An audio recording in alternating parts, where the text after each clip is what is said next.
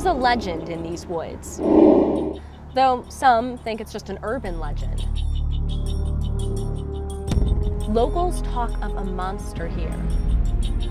Some even say they've seen it. A screaming, vicious beast of a thing. It claimed victims for years before fading into the mist of these hills.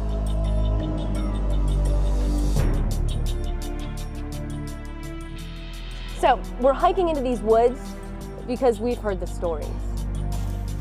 Stories of the fading remains of this beast of the forest hiding somewhere in these ravines. The final resting place of a roller coaster.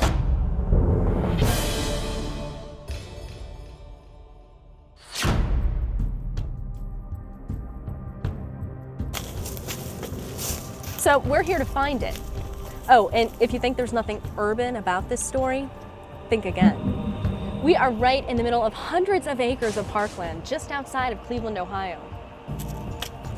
And it's not going to be easy. Dense woods, steep cliffs, deep ravines. And that's exactly why this roller coaster was the brute that it was. It was called the Puritas Springs Cyclone, and it vanished into history more than half a century ago.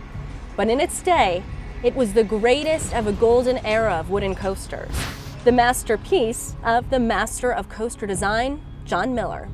Now, Miller held more than 100 design patents, including the chain safety ratchets still used today, so it makes that clack, clack, clack sound on the lift hills. But of his 60 coasters, the Cyclone was the stuff of legends. You see, Miller really knew how to use these hills and ravines, the power of gravity to make the Cyclone the fastest, toughest, and meanest of its day. In fact, a newspaper article from 1946 tells the tale of 3 women in a single month who suffered fractured spines on the ride.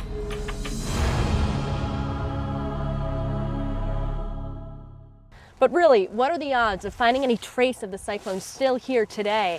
Now, many of these stories about pieces of the roller coaster hiding somewhere in these ravines date back 30 years.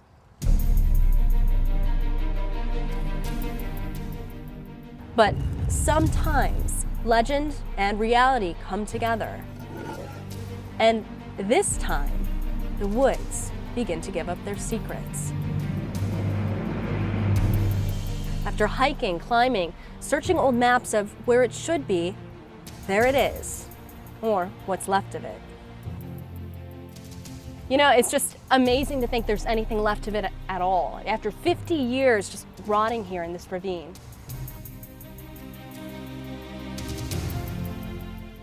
This was one of the major drops where riders would just fly down into this gorge right against the ground.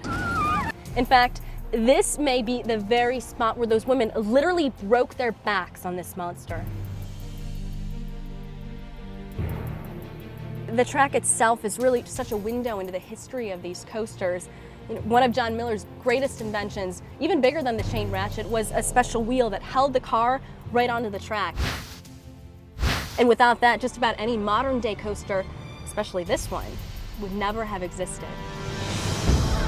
Of course, now, this one barely does exist, and it's only a matter of time until it's gone forever.